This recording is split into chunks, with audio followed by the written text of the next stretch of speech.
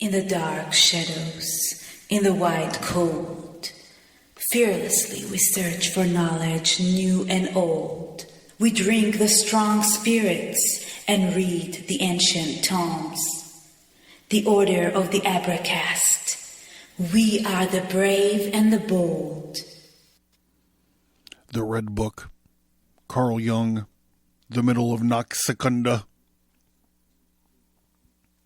Wherefore art thou red in thine apparel, in thy garments like him that treadeth in the wine fat? I have trodden in the winepress alone, and no one is with me. I have trodden myself down in my anger, and trampled upon myself in my fury, and hence my blood has spattered my clothes. I have stained my robe, for I have afforded myself a day of vengeance.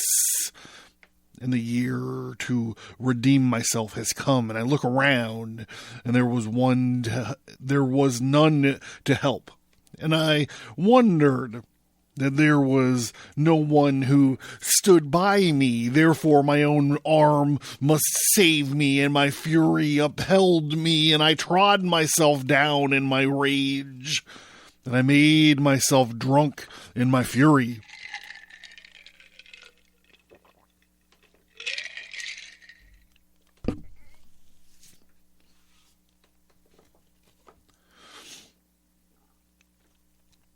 And I split my blood on the earth, and I took my mid-seed upon myself, so that the God would be healed. Just as Christ said that he did not come to make peace, but brought the sword. So he in whom Christ becomes complete will not give himself peace, but a sword. He will rebel against himself, and one will be turned against the other in him. He will also hate that which he loves in himself, and he will be castigated in himself and mocked and given over to torment of crucifixion, and no one will aid or soothe his torment. Just as Jesus Christ was crucified between the two thieves. Our lowest lies on either side of our way, and just as one thief went to hell and the other rose up to heaven, the lowest in us will be sundered in two halves on the day of our judgment. The one is destined for damnation and death, and the other will rise up. But it will take a long time until you see what is destined for death and what is destined for life, since the lowest in you is still unseparated and one and in a deep, deep sleep. The Abracast. Occult, history, conspiracy, and violence.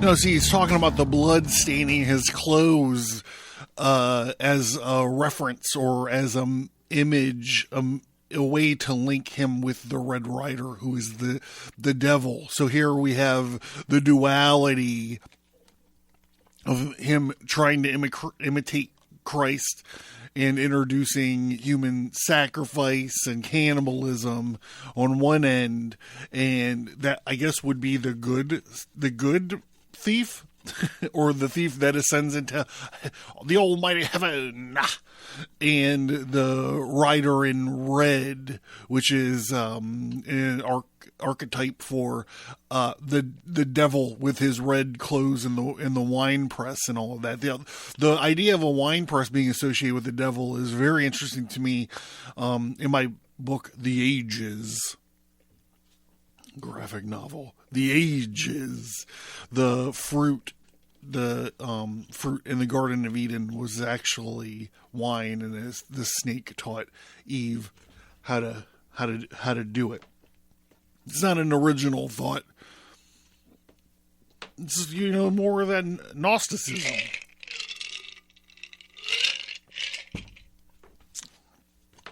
So I am the person babbling at you. My name is John Towers, and you are listening to the Abracast. We are working our way through Carl Gustav Jung's The Red Book, Liber Novus, also known as The Red Book. We identified The Red Book as one of the things that you have to understand, at least get exposure to, if you're talking about shadow work, as the kids are calling it nowadays. But after the elections and the impeachments and the cancel culture and all the stuff that's going on, I identified a need for America to do a deep dive and during this schizophrenic period and find your soul again and resolve all these things that are fucking fucked up in the American soul. And the way we do this is by starting with ourselves. So I thought we would do this epic meditation into the Red Book. So here we go. We're going to get back into it. We're in a chapter called Nox Secundus, and there's no way to recap everything. We've only ever done anything like this one other time, and we broke it up over many months.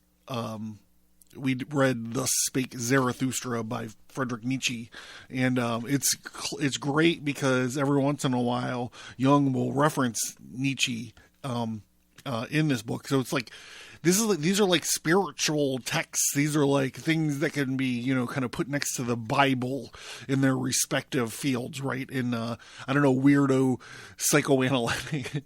So the story behind the Red Book is Jung's estate did not want it to be published because they were like, people are going to realize how fucking weird this guy was, and everyone respects him for his work with archetypes and depth and psychological analysis and all. And what if he's talking about eating a dead girl's liver in this book?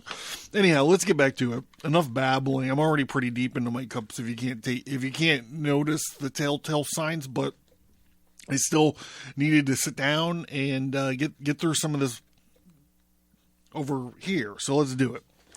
There are a few things that I need to remind you of, and they are the stuff that I usually remind you of, which is you can go to Abracast.com. You can check out the featured topic link, so you can find all of the episodes we've done on Carl Jung here. So besides the Red Book, we've also done an episode on the Gnosis of Carl Jung. I can't remember exactly what the name of it. And also the paranormal world of Carl Gustav Jung. It's this time that it's actually when he was writing this book and doing this creative play where he's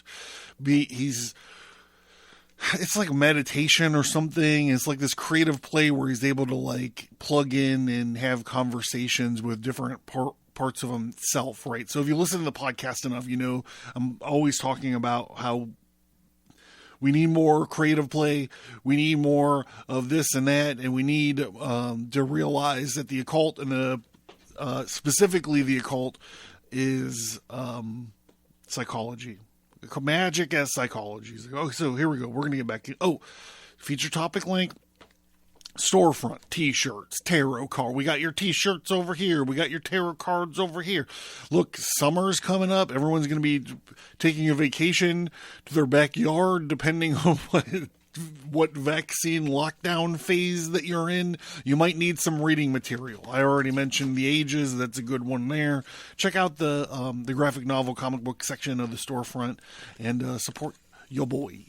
And let's see what else. Oh, vacation. I'm scheduling some time off. So I'm just trying to give you guys a lead up to that. There's going to be some time off. We're creeping up on the 5-year anniversary of this version of the Abracast. So I'm trying to give you guys enough notice as needed.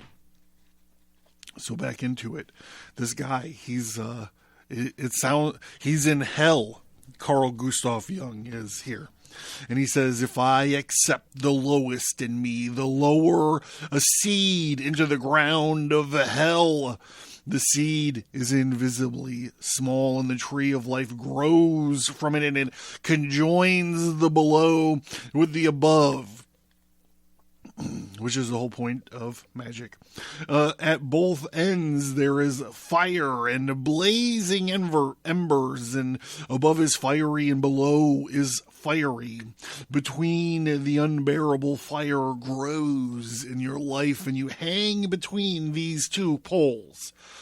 An unmeasurably frightening movement in the stretched hanging welters up and down.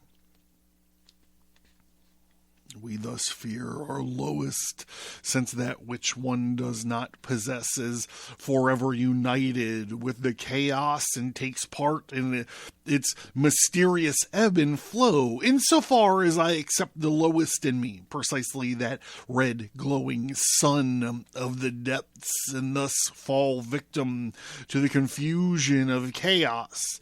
The upper shining sun also rises, therefore he who strives for the highest finds the deepest to deliver the men of his time from the stretched hanging Christ. Effectively took this torment upon himself and taught them, quote, be crafty like serpents and guileless like doves, unquote. For craftiness counsels against chaos and guilelessness veils its terrible aspect. Thus, men could take the safe middle path, hinged both upwards and downwards. But the dead of the above and the below mounted, and their demands grew ever louder. And both the noble and the wicked rose up against unaware, broke the law of the mediator. They flung open the doors, both above and below, and they drew many after them to higher and lower madness, thereby sowing confusion and preparing the way of what is to come. But he goes into the one and not also at the same time, but the other, by accepting what comes towards him, will simply teach and live the one and turn it into reality, for he will be its victim. When you go into the one and hence consider the other approaching you as your enemy, you will fight against the other. You will do so because you fail to recognize the other is also in you. On the contrary, you think that the other comes somehow from without, and you think that you also catch sight of it in the views and actions of your fellow men, which clash with yours. You thus fight the other and are completely blinded. And this is interesting. It's like in this politicized time we're living in, you know, it's everything is about the other, right? It's like the other, that they think this and they think that, and they want to take away health care from grandmas, and they want to do this and that. But listen to this. In this age, we're talking about, I spend a lot of time talking about cancel culture and stuff. Listen to this. Who, in the context of history, when have the people that wanted to censor stuff been the good guys, right? It's never happened before. Is it happening now? Is cancel culture censoring stuff? Are they the good guys in history? Do they really know right from wrong? Who gave them the authority? Oh, so here we go. But he who accepts what approaches him because it is also in him quarrels and wrangles no more, but looks into himself and keeps silent. He sees the tree of life whose roots reach into hell and whose top touches heaven. He also no longer knows the difference, who is right, what is holy, what is genuine, what is good, and what is correct. He knows only one difference, the difference between below and above. For he sees that the tree of life grows from below to above, and that it has a crown at the top clearly differentiated from the roots to him that is unquestionable. Hence he knows the way to salvation. It's interesting here. Well, I love it. I don't know how interesting it is, but I love it because Jung's talking about this tree of life, and he's mirroring the concepts of the Kabbalistic tree of life, which I'm sure he knew all about. But he's talking about like the Kether and the Malkuth and the crown and the base, and how to kind of get from one to the other. Station to station. David Bowie, look it up. To unlearn all distinctions, don't look it up. You can just go to my playlist. I have a playlist on Spotify, the Abracast. I put, whenever I bring a song up, you want some kind of weird eclectic playlist to listen to. Whenever I bring a song up on the podcast, I put it up there. So I'm sure station's on there. However, you can go to the featured topic link. There's many hours of me talking about the Kabbalah on there. The Kabbalistic tree of life, etc., etc. To unlearn all distinctions, save the concerning direction as part of your salvation. Hence, you free yourself from the old curse of knowledge and of good and evil, because you separated good from evil according to your best appraisal, and aspired only to be good and denied the evil that you committed nevertheless, and failed to accept. Your roots no longer suckled the dark nourishment of the depths, and your tree became sick and withered. Therefore the ancients said that after Adam had eaten the apple, the tree of paradise withered. Your life needs the dark.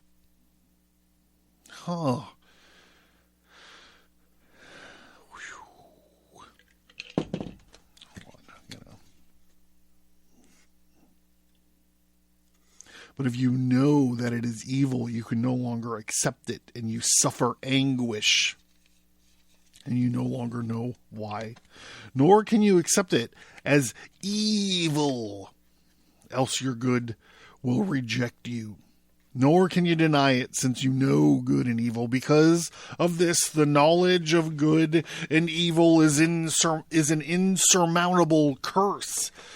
But if you return to the primal chaos, and if you feel and recognize that which hangs stretched between two unbearable poles of fire, you will notice that you can no longer separate good and evil conclusively, neither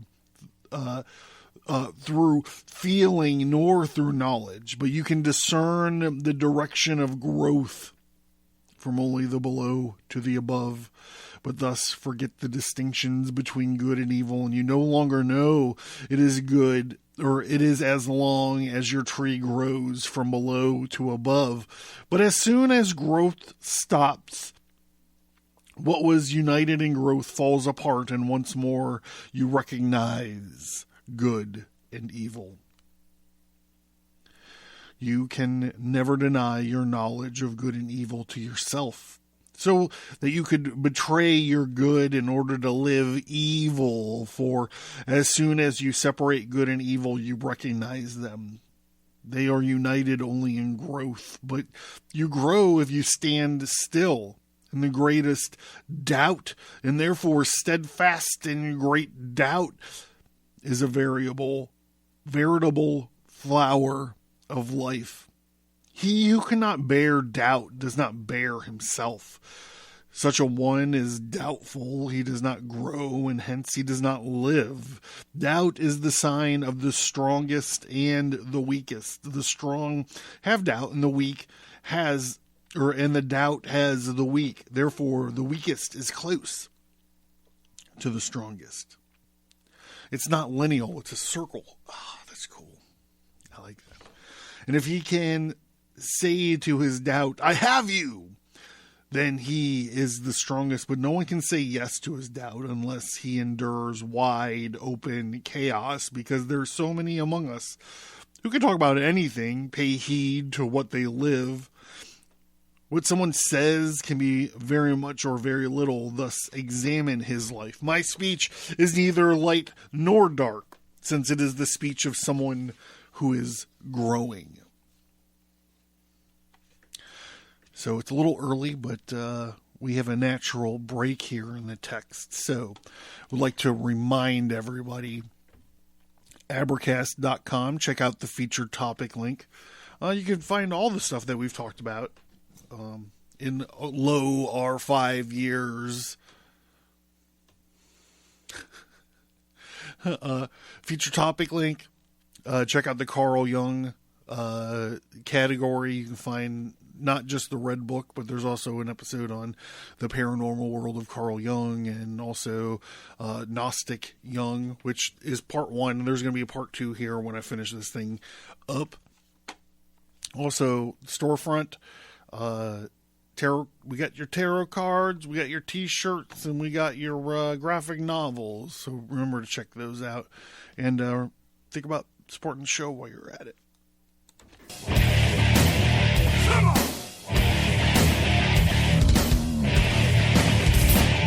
Thank you for listening to this episode.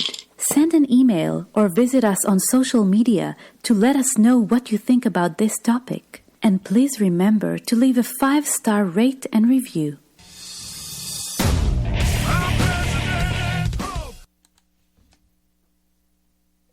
Nox Quarta. Oh, I think I messed up. I think the whole first part of this episode was actually the second part of Nox Tertia, which makes sense. Nox Secunda, Nox Tertia, and this is Nox Quarta. So I apologize for all of you who are following along at home.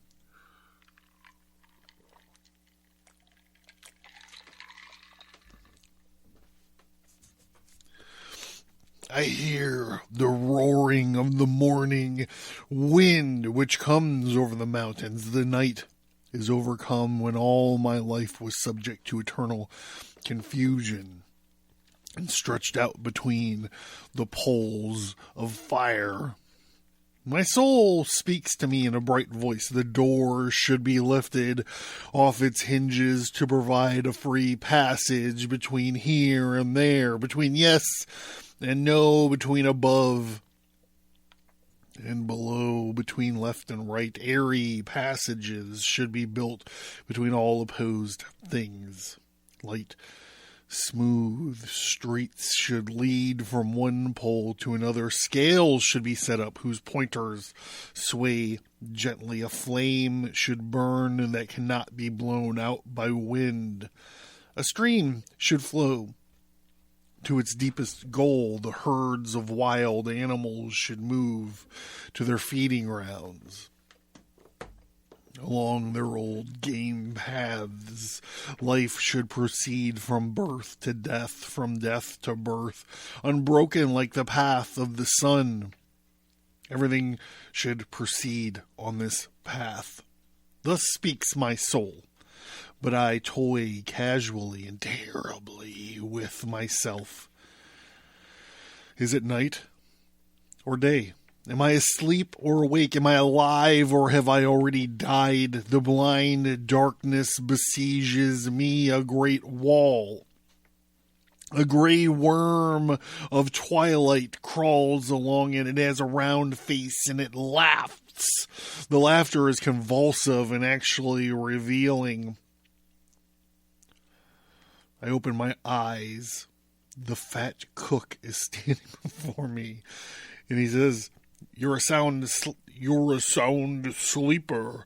I must say you've slept for more than an hour. Really? Have I slept? I must have dreamed. What a dreadful play. Did I fall asleep in this kitchen? Is this really the realm of mothers? Have a glass of water. You still thoroughly drowsy. Yes, this sleep can make one drunk. Where is my Thomas? There it lies, open on the 21st chapter. Quote, my soul is everything, and yet beyond everything you must find your rest in the Lord, for he is the eternal rest of the saints. Unquote.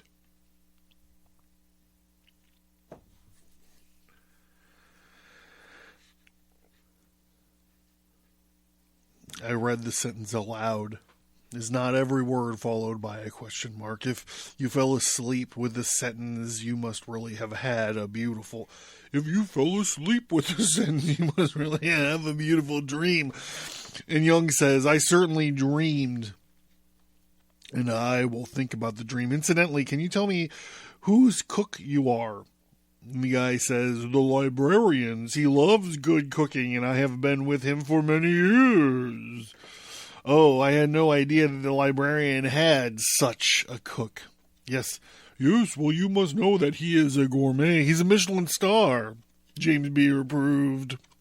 Julia Childs is award-winning. Yes, you must know. Or sorry, Jung says, farewell, Madam Cook, and thank you for the accommodation. You are most welcome. You are most welcome. Okay, I'm done.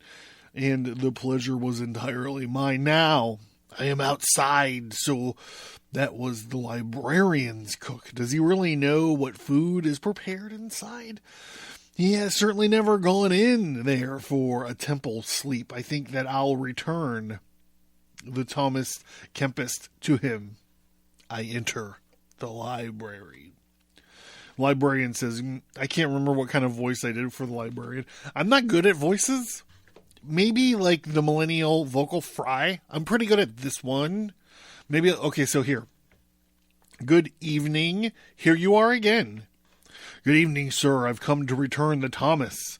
I sat down for a bit in your kitchen next door to read without suspecting that it's your kitchen. Please, bitch, please. There's no problem whatsoever. Hopefully my cook received you well. I can't complain about the reception. I even had an afternoon sleepover, Thomas. That doesn't surprise me. That doesn't surprise me. These prayer books are terribly boring. Yes, for people like us, but for your cook finds the little book very edifying. Well, yes, for the cook. Well, yes, for the cook. Allow me the indiscreet question. Have you ever had an incubation sleep in your kitchen? No. I've never entertained such a strange idea. Let me say that you'd learn a lot on the way about the nature of your kitchen, and good night, sir.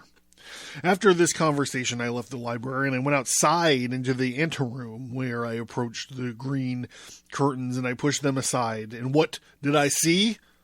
I saw a high-ceilinged hall before me with a supposed magnificent garden in the background. Klingsador's magical garden. It occurred to me at once I'd entered a theater. Those two over there are part of the play Amforest and Kundre, or rather, what am I looking at? It is the librarian and his cook. He is ailing and pale and has a bad stomach, and, and she is disappointed and furious. Klingzor is standing at the left and holding the feather of the librarian used to tuck behind his ear. How closely Klingzor resembles me. What a repulsive play! But look, Percival enters from the left, and how strange, he also looks like me. Klingsador venomously throws the feather at Percival. but the latter catches it calmly. The scene changes, and it appears that the audience, in this case me, joins in during the last act. One must kneel down as the Good Friday service begins. Percival enters slowly, his head covered with a black helmet. So Percival is the Arthurian character in a lot of the Arthurian myths and stories. Percival is the purest of the knights, and he is the one that finds the Holy Grail.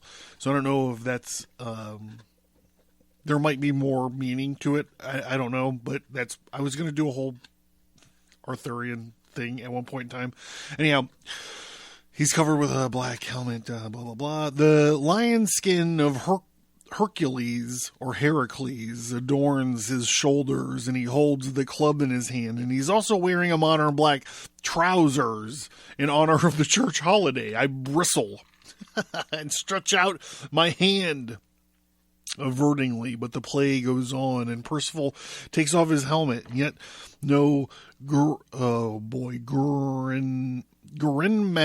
to atone for and consecrate him. Kundry stands in the distance, covering her head and laughing. The audience is enraptured and recognizes itself in Percival. He is I. I take off my armor layered with history and chimerical decorations and go to the spring wearing the white penitent's shirt where I wash my feet and my hands without the help of a stranger. Then I also take off my penitent's shirt and put on my civilian clothes, and I walk out of the scene and approach myself. I who am still kneeling in prayer as the audience, and I rise and become one with myself.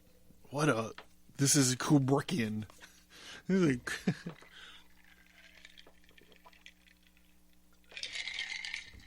We go down to the river and pray. What would mockery be if it were not true mockery? What would doubt be if it were not true doubt? What would opposition be if it were not true opposition? He who wants to accept himself must also really accept his other. But in the yes, not every no is true, and in the no, every yes is a lie. But since I can be in the yes today and no in the tomorrow, yes and no are both true and untrue, whereas yes and no cannot yield because they exist. Our concepts of truth and error can.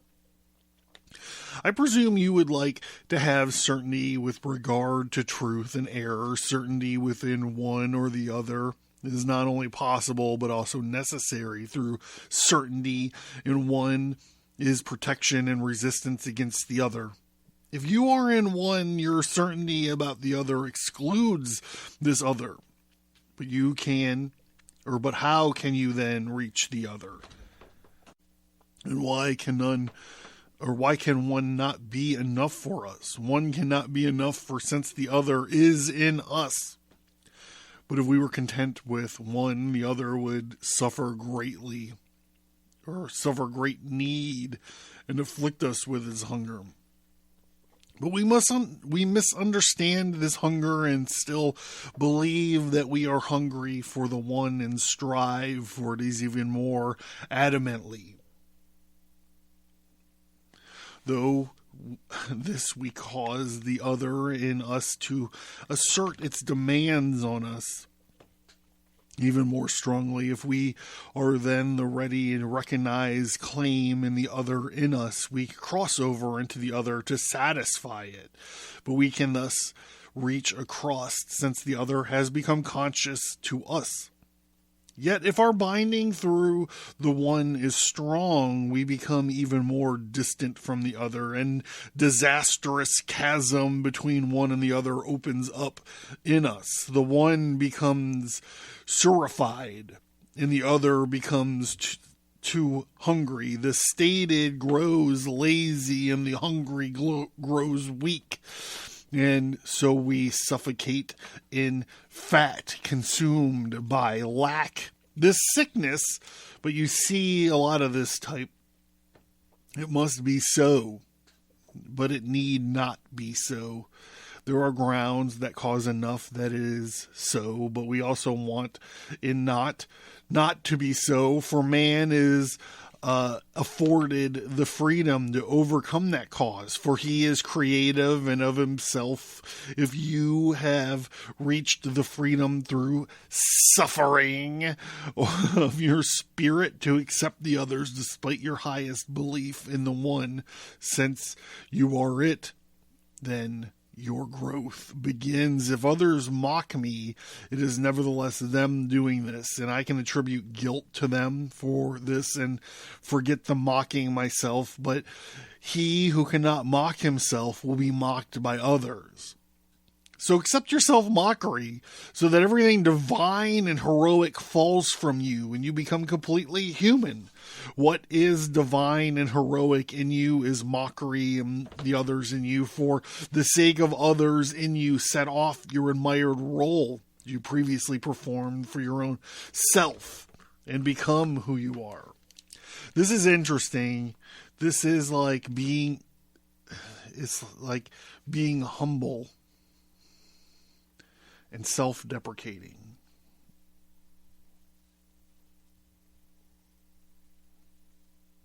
I love it.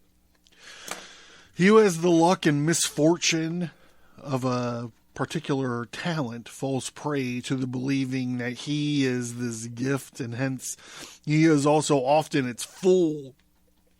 A special gift is something outside of me. I am not the same as it. Nature of the gift has nothing to do with it. The nature of man who carries it, it often even lives in the expanse of the bearer's character. His character is marked by a disadvantage of his gift.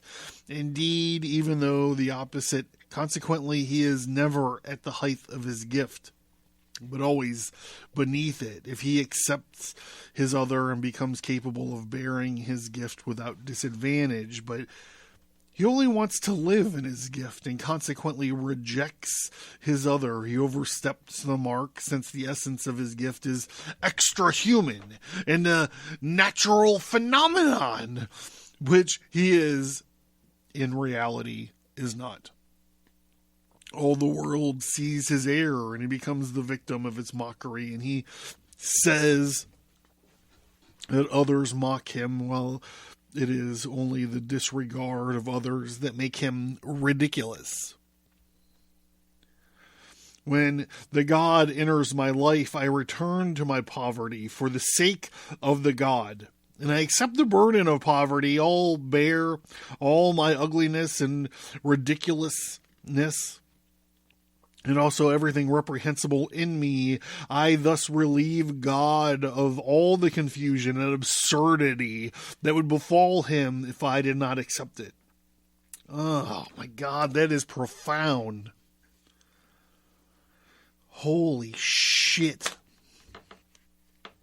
I prepare the way for God's doing. What should happen? Has the darkest abyss been emptied and exhausted? Or what stands and waits down there impending and red hot? Which fire has not been put out, and which embers are still ablaze? We sacrificed innumerable victims to the dark depths, and yet it still demands more. What is this crazy desire? Craving satisfaction? Whose mad cries are these? Who among the dead suffers thus? Come here and drink the blood so that you can speak. Why do you reject this blood? Would you like milk? Or the red juice of the vine? Perhaps you would rather have love for the dead, being in love with the dead. Are you perhaps demanding the seeds of life for the faded 1,000-year-old body of the underworld? An unchaste, incestuous lust for the dead, something that makes the blood run cold? Are you demanding a lusty commingling with corpses? I spoke of acceptance, but you demand to seize, embrace, copulate. Are you demanding the desecration of the dead? That prophet, you say, lay on the child and placed his mouth on the child's mouth, and his eyes on his eyes, and his hands on his hands, and thus splays himself over the boy. So, whoa. Insert Catholic priest joke here. So that the child's body became warm, but he rose again in here and there in the house before he mounted anew and spread himself over him again. And the boy snorted 7 times. Then the boy opened his eyes. So shall your acceptance be, and so shalt you accept. Not cool, not superior, not thought out, not obscure,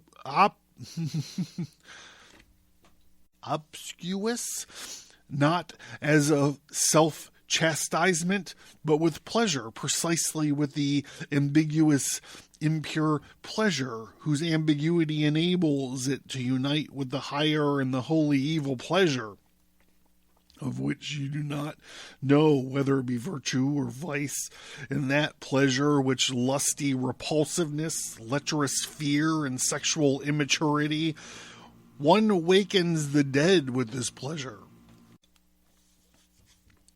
Your lowest is in a sleep resembling death and needs warmth of life which contains good and evil inseparably and indistinguishably. This is the way of life. You can call it neither evil nor good, neither pure or impure. Yet this is not the goal, but this is the way and the crossing. There's also sickness and the beginning of recovery. It is a mother of all abominable deeds and all salutary symbols. It is the most primordial form of creation and the very first dark urge that flows through all secret hiding places and the dark passages with the unintentional lawfulness of water and from unexpected places in the loose soil swelling from the finest cracks to fructify the dry soil.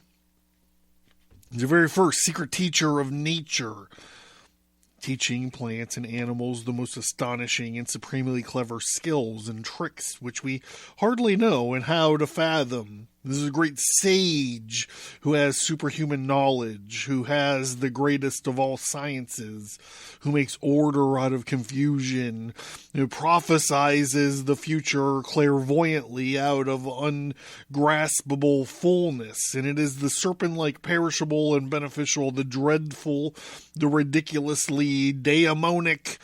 It is the arrow that always hits the weakest spot, is the spring root which opens the sealed treasure chambers.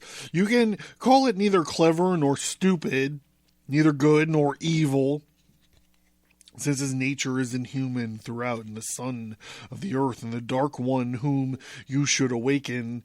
It is the man and woman at the same time, an immature sex-rich interpretation and misinterpretation, so poor in meaning and yet so rich. This is the dead that cried loudest and stood right at the bottom and waited and suffered the worst.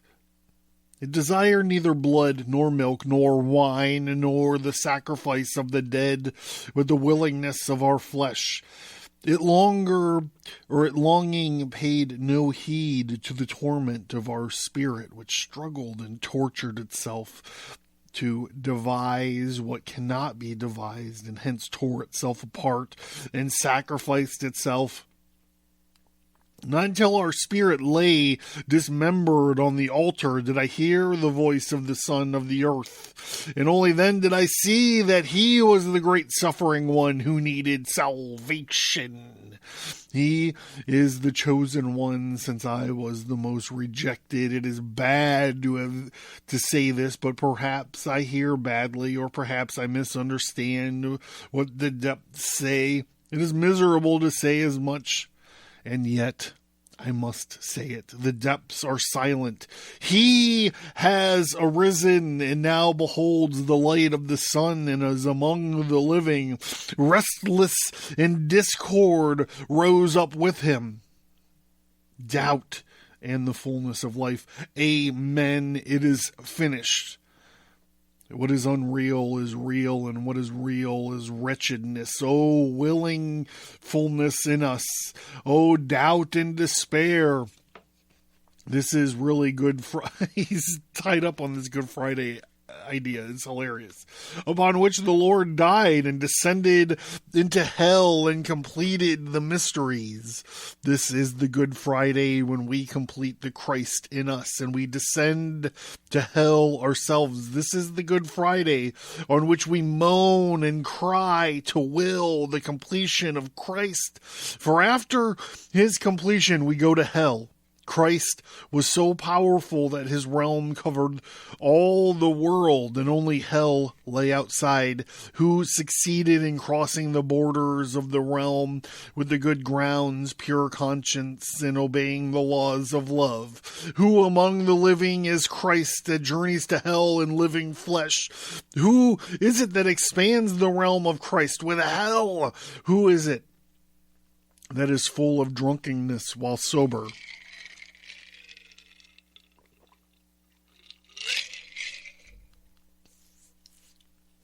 Who is it that is descend from being one into being two? Who is it that tore apart his own heart to unite what has been separated? I am he, the nameless one who does not know himself, and whose name is concealed even from himself. I have no name, since I have not yet existed, but have only just become. To myself I am Anabaptist and a stranger. I, who I am not it, but I, who will be.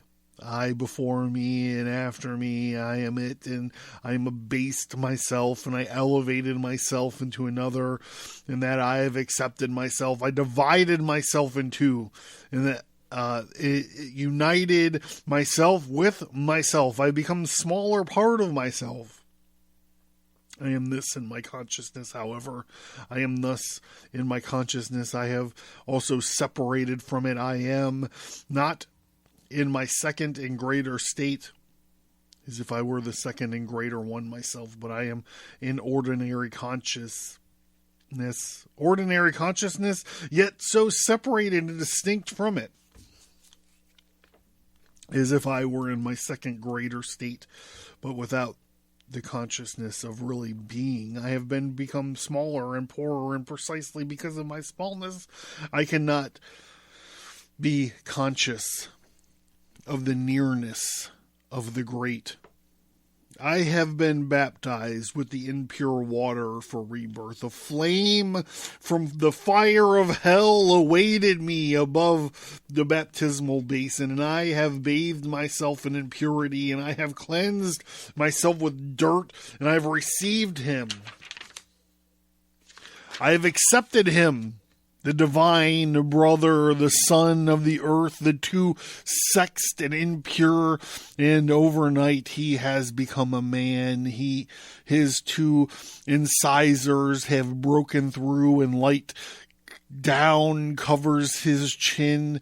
I captured him and overcame him, and I embraced him, and he demanded much from me, and yet brought everything with him.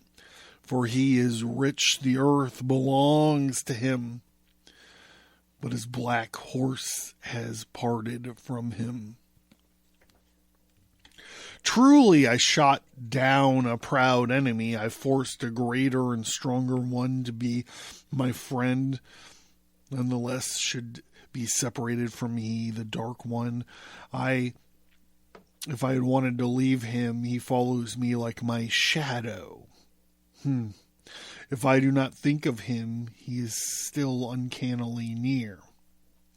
He will turn into fear if I deny him, and his apathy, or I must amply commemorate him. Hold on, I need to get my bookmark again. Uncannily near. He will turn into fear if I deny him. I must amply commemorate him. I must prepare a sacrificial meal for him. I fill a plate for him at my table. Much that I would done earlier for men, I must now do for him. Hence they consider me selfish, for they do not know that I go with my friend, and that many days are consecrated to him. But unrest has moved in, a quiet underground earthquake, a distant great roaring. Ways have been opened to the primordial and to the future, and miracles and terrible mysteries are close at hand. I feel the things that were and that will be behind the ordinary and eternal abyss yawns. The earth gives back to me what it hid. This has been the Abracast, and I've been John Towers.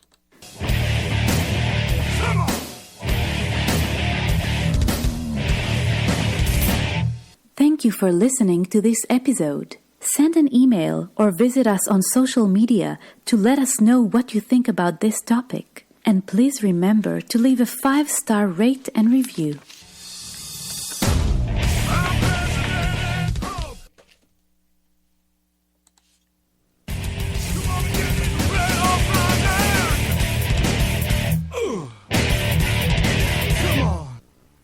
If you're considering supporting the show on Subscribestar, let me tell you a little bit about what's going on over there. The degree of the Red Archive, which is the $1 a month, you get access to some bonus audio, but there's also 50 plus hours of archived episodes. These are older episodes.